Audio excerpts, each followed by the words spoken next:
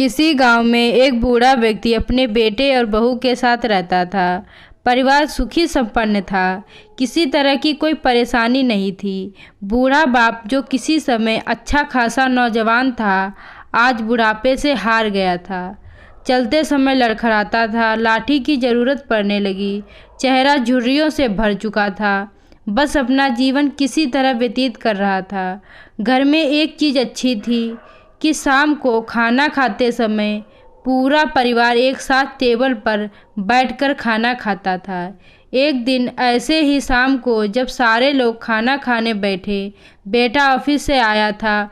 भूख ज़्यादा थी तो जल्दी से खाना खाने बैठ गया और साथ में बहू और उसका एक बेटा भी खाने लगे।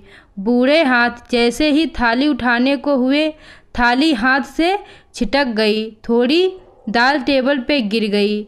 बहू बेटे ने घृणा दृष्टि से पिता की ओर देखा और फिर से अपना खाना खाने में लग गए। बूढ़े पिता ने जैसे ही अपने हिलते हाथों से खाना खाना शुरू किया तो खाना कभी कपड़ों पे गिरता, कभी ज़मीन पर। बहू चिढ़ते हुए कहा, हे राम, कितनी गंदी तरह से खाते हैं। मन करता है इनकी थाली किसी अलग कोने में लगवा देते हैं। बेटे ने भी ऐसे सिर हिलाया जैसे पत्नी की बात से सहमत हो। उनका बेटा यह सब मासूमियत से देख रहा था। अगले दिन पिता की थाली उस टेबल से हटाकर एक कोने में लगवा दी गई। पिता की डबडबाती आंखें सब कुछ देखते हुए भी कुछ बोल नहीं पा रही थीं। बूढ़ा पिता रोज की तरह खाना खाने लगा।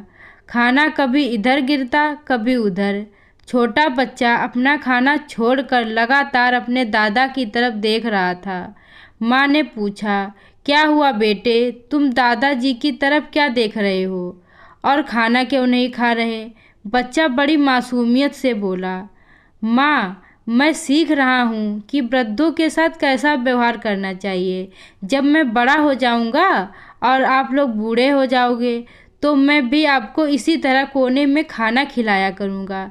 बच्चे के मुँह से ऐसा सुनते ही बेटे और बहू दोनों कांप उठे। शायद बच्चे की बात उनके मन में बैठ गई थी, क्योंकि बच्चे ने मासूमियत के साथ एक बहुत बड़ा सबक दोनों लोगों को दिया था।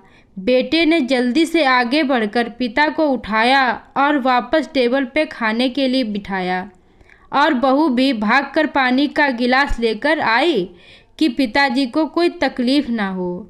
इस कहानी से शिक्षा मिलती है कि माँ बाप इस दुनिया की सबसे बड़ी पूंजी हैं। आप समाज में कितनी भी इज्जत कमा लें या कितनी भी धन इकट्ठा कर लें, लेकिन माँ बाप से बड़ा धन इस दुनिया में कोई नहीं है। दोस्तों, आप लोगों को यह कहानी अच्छी लगी हो तो वीडियो को लाइक करें और चैनल को सब्सक्राइब करना ना भूलें।